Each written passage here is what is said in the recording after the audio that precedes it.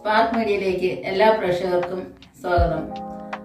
കഴിഞ്ഞ കുറേ നാളുകളായിട്ട് നമ്മുടെ യൂട്യൂബ് ചാനലായ സ്പാർക്ക് മീഡിയയിലൂടെ പ്രശസ്ത എഴുത്തുകാരൻ ശ്രീ ശരവൺ മഹേശ്വരന്റെ ശങ്കജം എന്ന നോവൽ നമ്മൾ അവതരിപ്പിച്ചുകൊണ്ടിരിക്കുകയായിരുന്നു. അതിന് നല്ല നിർദ്ദേശങ്ങളും അഭിപ്രായങ്ങളും ഒക്കെ പ്രേക്ഷകരിൽ നിന്ന് ഞങ്ങൾക്ക് ലഭിച്ചു. ഒരുപാട് പേര് അത് ഏറ്റെടുത്തു എന്നറിഞ്ഞതിൽ വളരെയധികം സന്തോഷമുണ്ട്. എല്ലാ പ്രേക്ഷകർക്കും ഞങ്ങൾ നന്ദി അറിയിക്കുന്നു. അതിനുശേഷം അദ്ദേഹത്തിന്റെ തന്നെ കാലമേ പാർവതിയോട് പറയൂ എന്ന 101 കവിതകളുടെ ഒരു സമാഹാരം ഞങ്ങൾ ഈ ചാനലിലൂടെ തന്നെ അവതരിപ്പിച്ചുകൊണ്ടിരിക്കുകയാണ്. ഇപ്പം ഞാൻ നിങ്ങളുടെ മുമ്പിൽ എത്താൻ കാരണം അതിന്റെ ഒരു അവസാന ഘട്ടത്തിൽ എത്തി നിൽക്കുന്ന ഒരു സമയമാണിത്.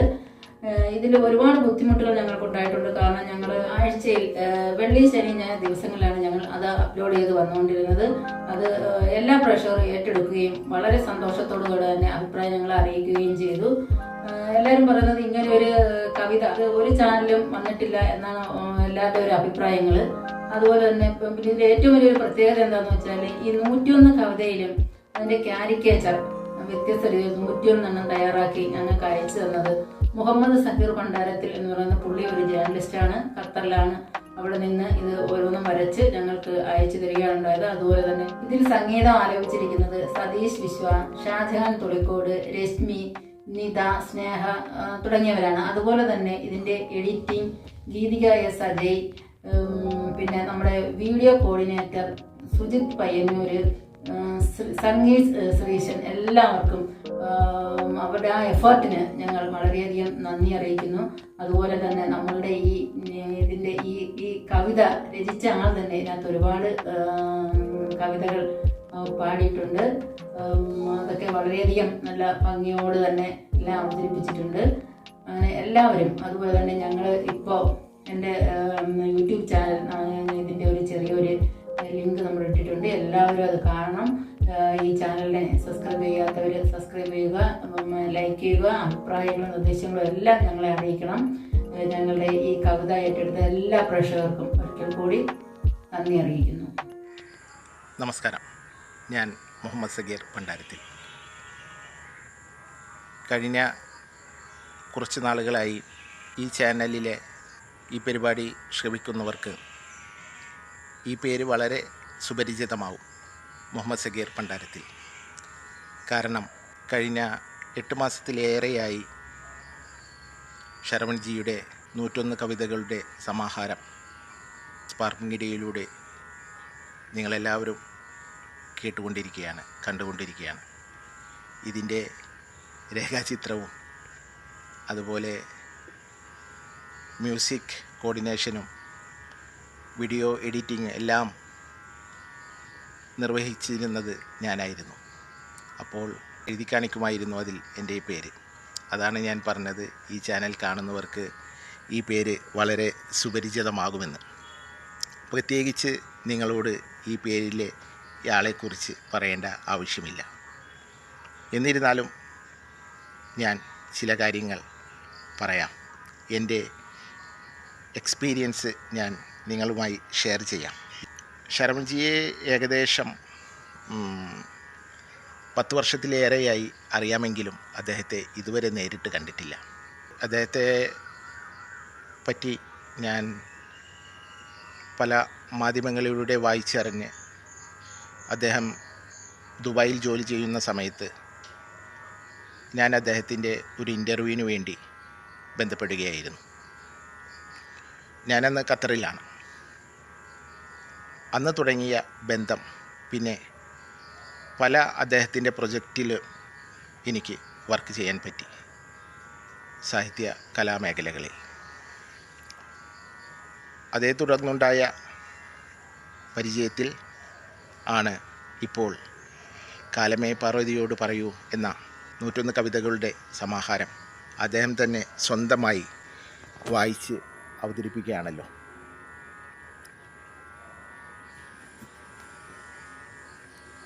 അതിൻ്റെ രേഖാചിത്രം അത് തുടങ്ങുമ്പോൾ അദ്ദേഹത്തിൻ്റെ ഒരു ഇൻട്രോ കഴിഞ്ഞതിന് ശേഷം കവിത ആരംഭിക്കുന്നതിന് മുമ്പ് അദ്ദേഹത്തിൻ്റെ ഒരു കാരിക്കേച്ചർ.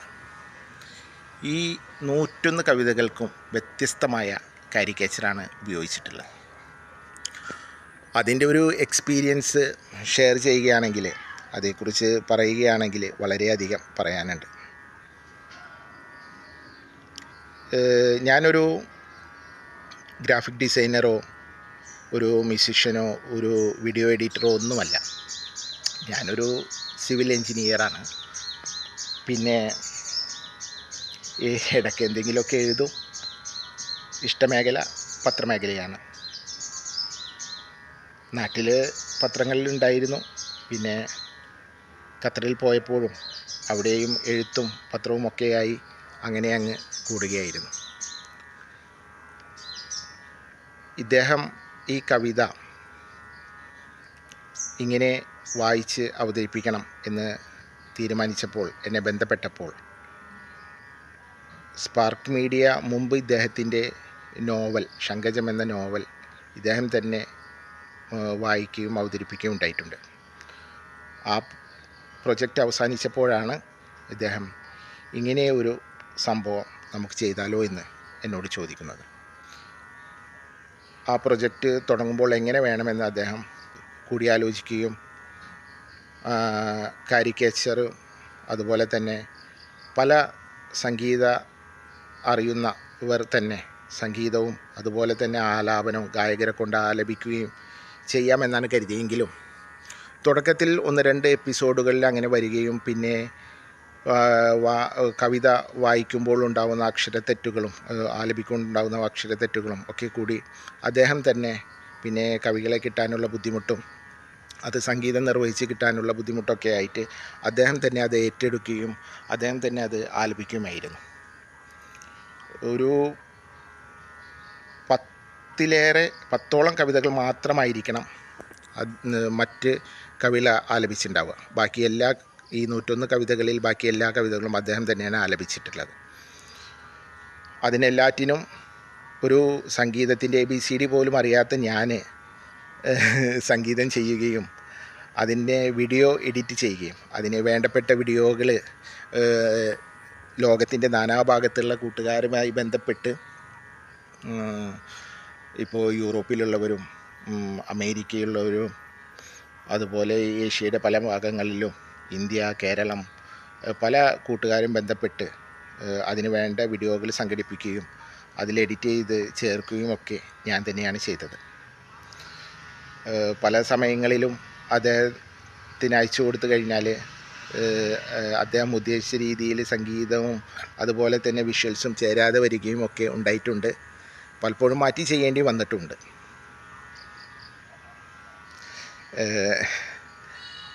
അദ്ദേഹത്തിൻ്റെ 101 കവിതകൾ നിങ്ങളൊക്കെ ചിലപ്പോൾ ഒരാവൃത്തിയോ രണ്ടാവൃത്തിയോ ഒക്കെ കേട്ട് കാണുകയുള്ളൂ. പക്ഷേ ഒരു എഡിറ്റർ എന്ന നിലയ്ക്ക് എനിക്ക് അത് പലവട്ടം കേൾക്കേണ്ടി വന്നിട്ടുണ്ട്, ഒരു കവിത തന്നെ. പിന്നെ 4 മണിക്കൂർ എടുത്തുകൊണ്ടാണ് ഒരു കാരിക്കേച്ചർ തന്നെ ചെയ്യുന്നത്. അതുപോലെ എഡിറ്റിങ്ങിനും ഈ പറഞ്ഞതുപോലെ 4 മണിക്കൂറുകളിലേറെ ഈ 10 മിനിറ്റുള്ള കവിതകൾക്ക് ആവശ്യമായിട്ട് വന്നിട്ടുണ്ട്, സംഗീതവും വിഷ്വൽസും ഒക്കെ ചേർത്തുകൊണ്ട് ചെയ്യാൻ. ചിലപ്പോൾ അത് എൻ്റെ പരിചയസമ്പന്നതയുടെ കുറവായിരിക്കണം, ഇത്ര സമയമെടുത്തിരിക്കാം. എന്നിരുന്നാലും ഇന്ന് തിരിഞ്ഞു നോക്കുമ്പോൾ വളരെ ചാരിതാർത്ഥ്യമാണ്. ആ പ്രൊജക്റ്റ് ഞങ്ങൾ ഉദ്ദേശിച്ച തരത്തിൽ പൂർത്തിയാക്കാൻ പറ്റിയ ഒരു ചാരിതാർത്ഥ്യത്തോടു കൂടിയാണ്. നല്ല പല കവിതകളും ഞാൻ അതിൽ കേട്ടു. അതുപോലെ ചില കവിതകൾ എനിക്കിഷ്ടപ്പെടാത്തതുമുണ്ട്. അത് ഞാൻ അദ്ദേഹത്തോട് തുറന്നു പറഞ്ഞിട്ടുണ്ട്. പക്ഷേ അവസാന ഭാഗങ്ങളിൽ വന്ന കവിതകളൊക്കെ അതിമനോഹരമായിരുന്നു. അതിൽ 1-2 കവിതകൾ ഞാൻ പരാമർശിക്കാതെ പോയി കഴിഞ്ഞാൽ അത് വളരെ ദുഃഖകരമാണ് എന്നെ സംബന്ധിച്ച്. അതിനാൽ അത് ഞാനൊന്ന് പറയാം. അവസാനം വരുന്ന ഒരു കവിതയുണ്ട്. കവിതയാണ് നിറച്ചാർത്ത് എന്ന് പറയുന്ന ഒരു കവിത. വളരെ മനോഹരമായ കവിതയെ ഉപാസിക്കുന്ന ഒരു കവി കവിതയെ എങ്ങനെ കാണുന്നു, കവിതയാണ് എൻ്റെ ജീവാമൃതം എന്ന് പറയുന്നു. അതുപോലെ തന്നെ നിഷേധം എന്ന് പറഞ്ഞൊരു കവിതയുമുണ്ട്. അച്ഛനോട് മകൻ പറയുന്നു അച്ഛന് വാർദ്ധക്യമായെന്ന്. ഇന്നത്തെ ഒരു വർത്തമാനകാലത്തിൽ നമ്മൾ പതിവായി കേൾക്കുന്ന വാർത്തകളാണ്. വൃദ്ധരായ മാതാപിതാക്കൾ ഉറുമ്പരിച്ച നിലയിലും പുഴുവരിച്ച നിലയിലുമൊക്കെ വീട്ടിൽ അനാഥരായിരിക്കുന്നു. ഇവരെ ബാക്ക്ഗ്രൗണ്ട് അന്വേഷിച്ച് പോയാൽ മക്കളൊക്കെ വളരെ നല്ല നിലവാരത്തിൽ നാട്ടിലായാലും വിദേശത്തായാലും കഴിയുന്നവരാണ്. അവർക്ക് ആർക്കും മക്കളെ വേണ്ട. കുറേ ആൾക്കാർ അനാഥാലയത്തിൽ അച്ഛന്മാരെയും അമ്മമാരെയും കൊണ്ടുപോയിടുന്നു, തിരിഞ്ഞു നോക്കുന്നില്ല. എത്ര നല്ല രീതിയിൽ ജീവിച്ച അച്ഛനമ്മമാർ ഇപ്പോൾ വഴിയരികിലും. അപ്പോൾ ആ കവിതയും മനസ്സിനെ വല്ലാതെ സ്പർശിച്ചു. കുറേയധികം പറഞ്ഞു പോയിന്ന് തോന്നുന്നു. എല്ലാവർക്കും ഈ വേളയിൽ നന്ദി പറഞ്ഞുകൊണ്ട് എൻ്റെ ഈ വാക്കുകൾ ഞാൻ നിർത്തട്ടെ. നമസ്കാരം, ഞാൻ നിങ്ങളുടെ സ്വന്തം ശരവൺ മഹേശ്വർ. ഇന്ന് കുറച്ച് ദീർഘമായിട്ടുള്ളൊരു ഇൻട്രഡക്ഷനാണ് ഞാൻ പറയാൻ ഉദ്ദേശിക്കുന്നത്. 2023 നവംബർ 17 കാലമേ പാർവതിയോട് പറയൂ എന്ന 101 കവിതകൾ അടങ്ങിയ സമാഹാരത്തിലെ ലാസ്റ്റ് കവിതയാണ്. അതേക്കുറിച്ചിട്ടാണ് ഞാൻ നിങ്ങളോട് പറയാൻ മുതിരുന്നത്. അതിനു മുന്നേ ഈ പ്രോജക്റ്റിനെ കുറിച്ച് ഞാൻ മുൻപൊരിക്കൽ സൂചിപ്പിച്ചിരുന്നു. സ്പാർക്ക് മീഡിയ അവതരിപ്പിച്ചു തുടങ്ങിയ ഈ പ്രത്യേക പ്രോഗ്രാം വളരെയധികം ബുദ്ധിമുട്ടുകളും പ്രയാസങ്ങളുമൊക്കെ സഹിച്ചാണ് ഇവിടം വരെ കൊണ്ടെത്തിച്ചത്. 101 കവിതകൾ 101 എപ്പിസോഡുകളായി ഇവിടെ അവതരിപ്പിക്കുകയാണ് ഉണ്ടായത്.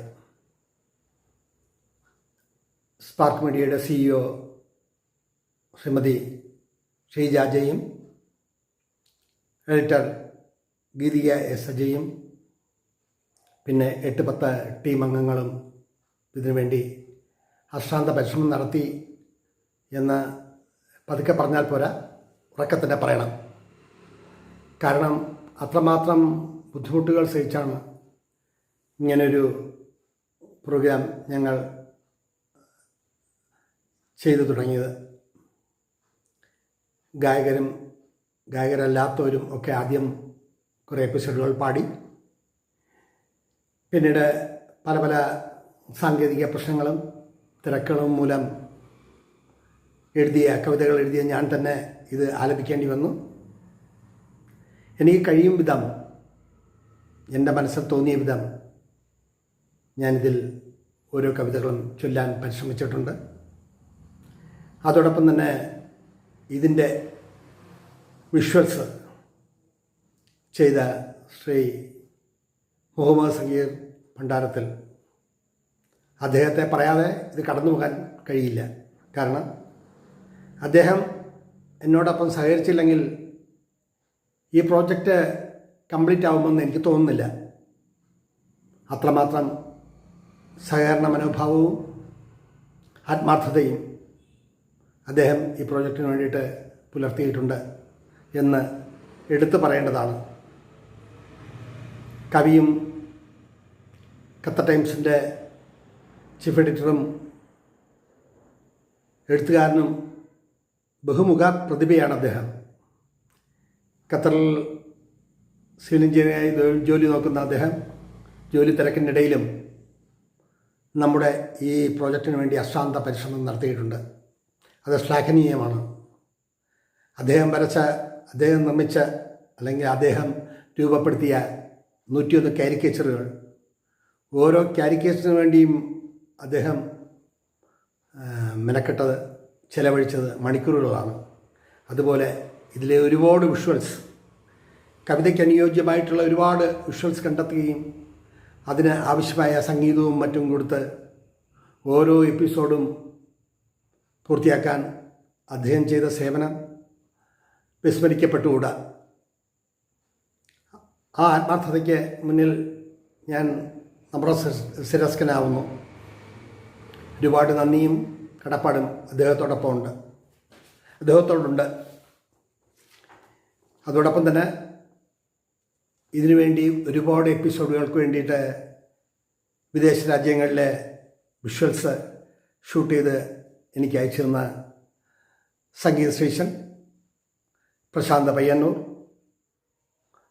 ഹരികുപ്പം, സഞ്ജു ചെറുവത്താനി, വിശ്വവിഖ്യാതനായ cinematographer Karthik S Nair, documentary പ്രൊഡ്യൂസറും നിർമ്മാതാവും ക്യാമറാമാനും ഒക്കെയായ പ്രസാദ് ജി, പിന്നെ ഇതിനു വേണ്ടി ഒത്തിരി ബുദ്ധിമുട്ടുകളും വൈഷമ്യതകളും സഹിച്ച് ഏത് രാത്രിയിൽ പോലും ഇത് നന്നായി പോകണം എന്നുള്ള രീതിയിൽ പ്രവർത്തിച്ച ഷെജ അജയ്, എഡിറ്റർ ദേബിയ എസ് അജയ്, ഇതിനുവേണ്ടി വിഷ്വൽസ് എടുത്തു തന്ന അഹമ്മദ് ലക്ഷദ്വീപ്, ടെക്നിക്കൽ സപ്പോർട്ട് നൽകിയ സോഫ്റ്റ്വെയർ എഞ്ചിനീയർ പ്രവീൺ കുന്നത്ത്, മാധ്യമത്തിൻ്റെ ചീഫ് കറസ്പോണ്ടൻറ്റ് ശ്രീ ബിജു,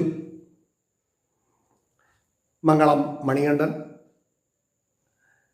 നടനും അവതാരകനുമായ സുമിത് രാഘവ്, രതീഷ് കുമാർ ദുർഗ എന്ന ക്യാമറാമാൻ, അങ്ങനെ ഒരുപാട് പേരുടെ പിന്നിലുള്ള പരിശ്രമങ്ങൾ ഈ പ്രോജക്റ്റിനുണ്ട് എന്ന് പറയേണ്ടതുണ്ട്.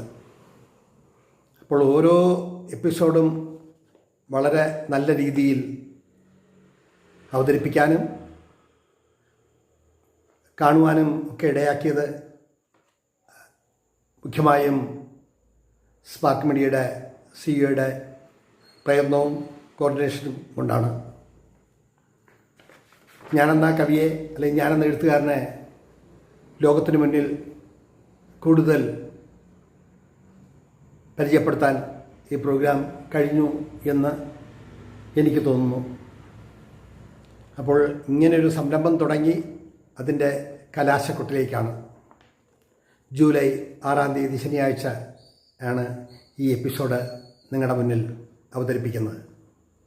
ഒരു കവി ഒരു കവിത സൃഷ്ടിക്കുമ്പോൾ ആ കവിതയ്ക്ക് പ്രചോദകമായിട്ടുള്ള കാഴ്ചകൾ അല്ലെങ്കിൽ അനുഭവങ്ങൾ, അതിൻ്റെ പോറലുകൾ, ഇതെല്ലാം നമ്മുടെ മനസ്സിൽ കിടന്ന് ചാലിച്ചെടുത്ത് കാലങ്ങൾ കഴിയവേ നമ്മളത് കവിതകളായി രൂപാന്തരപ്പെടുമ്പോൾ അതിൻ്റെ പിന്നിൽ ഒരുപാട് അനുഭവങ്ങളുണ്ട് എന്ന് ഓരോ കവിതയിലൂടെയും ഞാൻ പറഞ്ഞു വയ്ക്കുകയുണ്ടായി. അപ്പോൾ ഈ കാലമേ പാർവതിയോട് പറയൂ എന്ന ഈ 101 കവിതകളടങ്ങിയ കവിതാ സമാഹാരം താമസമിന പുസ്തക രൂപത്തിൽ പ്രസിദ്ധപ്പെടുത്തുകയാണ്. അതിൻ്റെ DTP പ്രിൻറ്റിങ്ങും കാര്യങ്ങളൊക്കെ അനുസൃതം തുടരുന്നു. എപ്പോഴാണ് റിലീസ് ചെയ്യുക എന്ന് പറയാവുന്നില്ല. എങ്കിലും കവിത പുസ്തകമായി ഇറങ്ങുന്നതിന് മുന്നേ കവിത ഇത്തരത്തിൽ അവതരിപ്പിക്കാൻ കഴിഞ്ഞു എന്നതിൽ വളരെയധികം സന്തോഷമുണ്ട്. അങ്ങനെ 9 മാസത്തെ അശ്രാന്ത പരിശ്രമത്തിനിടയിൽ ഒരു തവണ പോലും ഈ എപ്പിസോഡുകൾ മുടങ്ങുകയോ ഈ എപ്പിസോഡിന് വേണ്ടിയിട്ട് കാത്തിരിക്കേണ്ടി വരികയോ ഉണ്ടായിട്ടില്ല എന്നതാണ് പ്രധാന കാര്യം. അപ്പോൾ അത്രമാത്രം പ്രയത്നം ഇതിന് പിന്നിലുണ്ടായി എന്ന് പറയാം. കവിത ആസ്വദിക്കുന്നവർക്കും കവിത ഇഷ്ടപ്പെട്ടവരും ഇഷ്ടപ്പെടാത്തവരും എല്ലാം നിറഞ്ഞൊരു ലോകം. ആ ലോകത്തിൽ പലതും ഉൾക്കൊള്ളാതിരിക്കാം. ഈ അവസരത്തിൽ ഇതിൽ കൂടുതലൊന്നും എനിക്ക് പറയാനില്ല. എഴുത്തിൻ്റെ മേഖലയിലൂടെ മുന്നോട്ട് തന്നെ നീങ്ങിക്കൊണ്ടിരിക്കുകയാണ്. ഈ ശ്വാസം നിലയ്ക്കും വരെ കഴിയുന്നിടത്തോളം എഴുതുക, അതിൽ നിന്നും എന്തേലും ഉൾക്കൊള്ളാൻ ഈ പ്രപഞ്ചത്തിലെ മനുഷ്യർക്ക് കഴിഞ്ഞാൽ അതൊരു വലിയ കാര്യം തന്നെയാണ്. കാലാനുവർത്തിയാണ് ഓരോ സൃഷ്ടികളും. ആരെഴുതിയാലും എന്തെഴുതിയാലും, കഥ എഴുതിയാലും നോവൽ എഴുതിയാലും ചെറുകഥ എഴുതിയാലും എന്തെഴുതിയാലും അത് കാലാനുവർത്തിയായി നിൽക്കാൻ, അതിന് പ്രചോദകമാകാൻ മനുഷ്യ മനസ്സിന് കഴിയട്ടെ. ഈ ഒരു പ്രോജക്റ്റ് നന്നായി കൊണ്ടുപോകാൻ സഹായിച്ച എല്ലാവർക്കും നന്ദി പറയുന്നതോടൊപ്പം ഇത് ഒരു തവണയെങ്കിലും മുടങ്ങിയാൽ അല്ലെങ്കിൽ കിട്ടാൻ താമസിച്ചാൽ ദേശീയ അധ്യാപക അവാർഡ് നേടിയ ശ്രീമതി വത്സൽ ടീച്ചർ, അവരെ മറക്കാവതല്ല.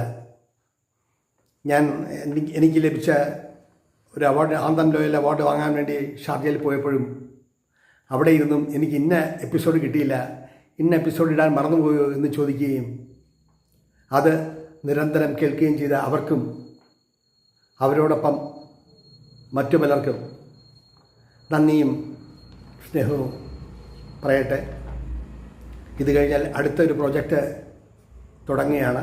അത് വേറൊരു തരത്തിലാണ്. 50 എപ്പിസോഡുകളുള്ള 1 മണിക്കൂർ ദൈർഘ്യമുള്ള ആത്മനൊമ്പരങ്ങളിൽ അഗ്നിയിൽ ആവാഹിച്ച 9 വർഷങ്ങൾ എന്ന എൻ്റെ ആത്മകഥയുടെ ചിത്രീകരണം, അതിനുവേണ്ടിയിട്ടുള്ള ഒരുക്കങ്ങളെല്ലാം തുടങ്ങുകയാണ്. ഏത് ചാനൽ ഇപ്പോൾ ടെലികാസ്റ്റ് ചെയ്യും എന്നൊന്നും പറയാവതല്ലെങ്കിലും അതിനു വേണ്ടിയിട്ടുള്ള പുതിയ തുടക്കം കുറിച്ചു കഴിഞ്ഞു. വേറൊരു രീതിയിൽ ജീവിതാനുഭവങ്ങൾ നിങ്ങളുടെ മുന്നിൽ അവതരിപ്പിക്കുകയാണ്. കഠിനമായിട്ടുള്ള ഒരുപാട് അനുഭവങ്ങൾ, ആ അനുഭവങ്ങളുടെ ഓർമ്മകൾ അത് പൊതുസമൂഹത്തിന്, പുതുതലമുറയ്ക്ക് ആത്മവിശ്വാസവും അർപ്പണബോധവും ജീവിക്കാനുള്ള ത്വരയും ഒക്കെ ഉണ്ടാകും എന്ന് ഞാൻ കരുതുന്നു.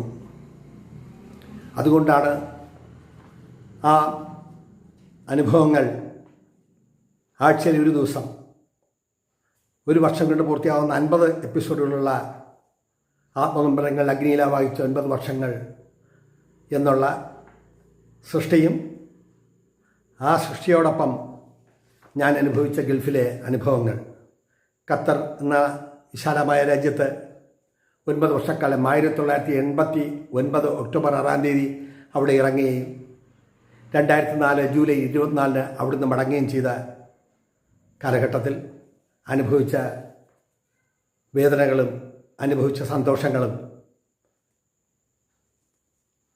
മറക്കാൻ കഴിയാവതല്ല. അത്രമാത്രം പ്രശ്നങ്ങളുടെ ഒരു ഭൂമിയായിരുന്നു എൻ്റെ മനസ്സ്. ഇന്നത്തെ സമൂഹം ഒരു ചെറിയ കാര്യങ്ങൾക്ക് പോലും നേരിടാൻ കഴിയാതെ വിഷമിക്കുമ്പോൾ ഇത്തരം അനുഭവങ്ങൾ മനുഷ്യ മനസ്സിനെ ചിന്തിപ്പിക്കാനും കഴിയും എന്ന് ഞാൻ കരുതുന്നു. അങ്ങനെ ഒരു പ്രോജക്റ്റിൻ്റെ പിന്നാമ്പുറത്ത് അതിനു വേണ്ടിയിട്ടുള്ള ശ്രമങ്ങൾ ആരംഭിച്ചു കഴിഞ്ഞു എന്നുകൂടി പറയട്ടെ. ഒരിക്കൽ കൂടി ഈ പ്രോജക്റ്റിന് ഈ 101 എപ്പിസോഡുകൾ കാണുകയും വിലയിരുത്തുകയും ഇത് കാണാൻ ആഗ്രഹിക്കുകയും ചെയ്ത ഒത്തിരി പേരുണ്ട്. അപ്പോൾ ഈ കവിതയിലൂടെ, ഈ കവിതയുടെ ആവിഷ്കാരത്തിലൂടെ എൻ്റെ ഈ അവതരണം, ഈ കവിതയെക്കുറിച്ചിട്ടുള്ള അവതരണം ഇവിടെ അവസാനിപ്പിക്കുകയാണ്. ശരവൺ മഹേശ്വർ എന്ന എഴുത്തുകാരനെ കാലം കഴിഞ്ഞാലും നിങ്ങൾ ഓർക്കുമെന്ന് കരുതട്ടെ. ഇതിലെ 3-4 വരികൾ ഞാനിവിടെ ആലപിക്കുന്നു. കവിത എന്ന മുത്ത്. കവിതയാണെന്നിറച്ചാർത്ത്, കവിതയാണെന്നിറച്ചാർത്ത്, ശങ്കജം നിറയും നീ മനസ്സിൽ തുടരെ തുടരെ. കാളിദാസനും വാൽമീകിയും എഴുത്തച്ഛനും നിറഞ്ഞു നിന്ന ഭൂതലത്തിൽ കവിത്വപൂരിതമാകണമെൻ ജീവിതം. കവിതയാണെന്നിറച്ചാർത്ത്, ശങ്കജം നിറയും നീ മനസ്സിൽ തുടരെ തുടരെ. കാളിദാസനും വാൽമീകിയും എഴുത്തച്ഛനും നിറഞ്ഞു നിന്ന ഭൂതലത്തിൽ കവിത്വപൂരിതമാകണമെൻ ജീവിതം. കവിത്വപൂരിതമാകണമെൻ ജീവിതം. കവിത്വപൂരിതമാകണമെൻ ജീവിതം. ഇതോടൊപ്പമുള്ള വരികളും ദൃശ്യാവിഷ്കാരവും എല്ലാം നിങ്ങൾ കാണുക. ഇതിലെ ദൃശ്യാവിഷ്കാരത്തിന് വേണ്ടി 10-18 മണിക്കൂറാണ് ഇത് തരപ്പെടുത്തിയ മുഹമ്മദ് സഹീർ ഭണ്ഡാരത്തിൽ ചിലവഴിച്ചത്. വളരെ ശ്രദ്ധയോടും വിശുദ്ധിയോടും മനസ്സിൽ തങ്ങി നിൽക്കുന്ന ദൃശ്യങ്ങൾ, ഒപ്പം ഈ കവിതയും കാണുക, ആസ്വദിക്കുക. ഇതിനെക്കുറിച്ചിട്ടുള്ള വിലയേറിയ അഭിപ്രായങ്ങളെല്ലാം നിങ്ങൾ സ്പാർക്ക് മീഡിയയിലും അതോടൊപ്പം എൻ്റെ ചാനലിലും രേഖപ്പെടുത്തുക. ഇവിടെ നിർത്തട്ടെ എൻ്റെ വാക്കുകൾ. ഈ പ്രോജക്റ്റിന് വേണ്ട പ്രോത്സാഹനവും ഈ പ്രോജക്റ്റിനെ സ്വീകരിക്കുകയും ചെയ്ത എല്ലാ നല്ലവരായ മനുഷ്യർക്കും നന്മകളും നല്ലതും നേർന്നുകൊണ്ട് ചുരുക്കട്ടെ എൻ്റെ വാക്കുകൾ. നന്ദി, നമസ്കാരം.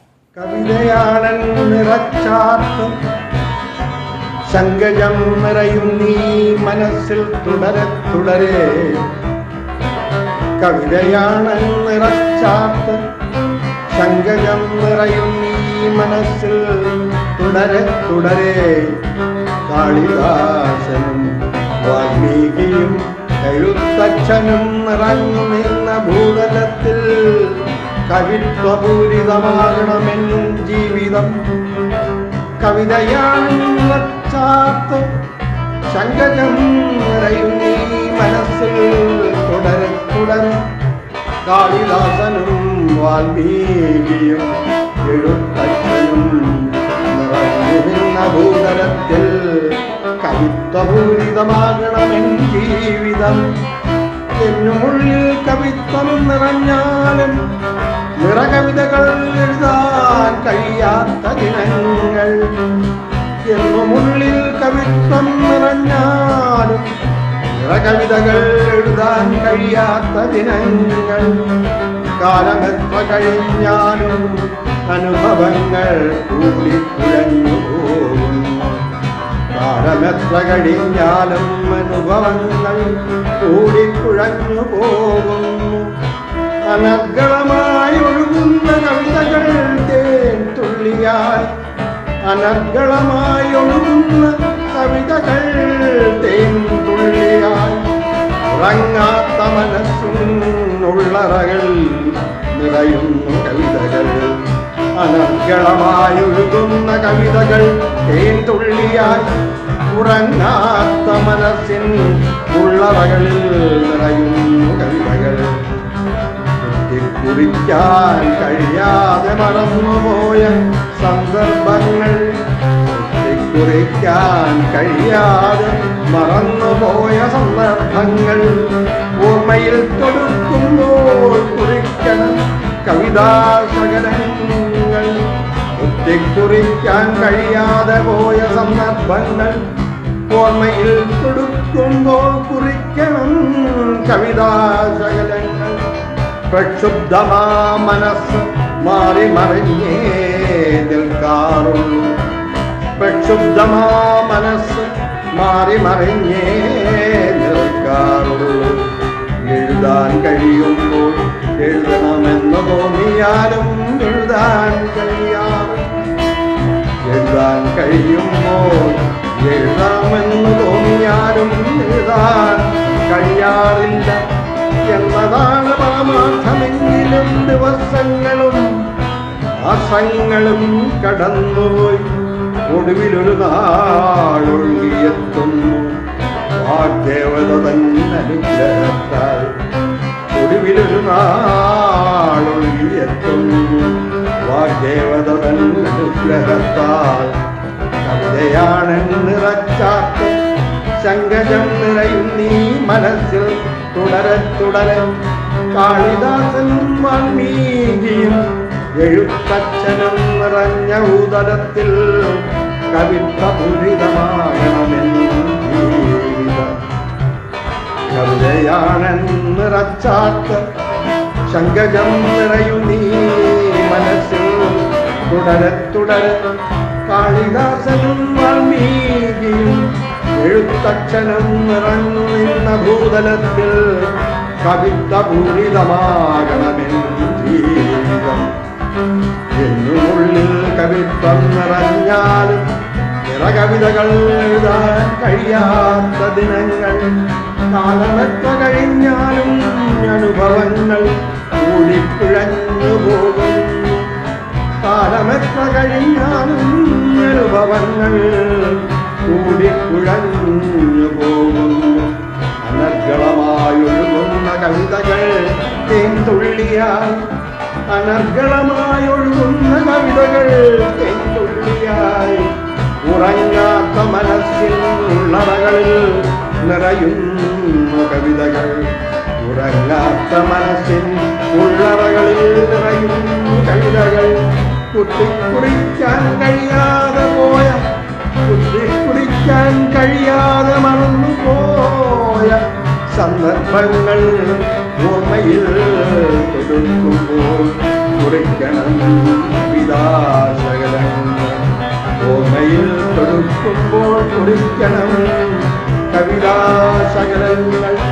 കവിതയാണെന്നുറച്ചാത്ത്, കവിതയാണെന്നുറച്ചാത്ത് ശങ്കജം നിറയുന്നീ മനസ്സിൽ തുടരെ തുടരെ.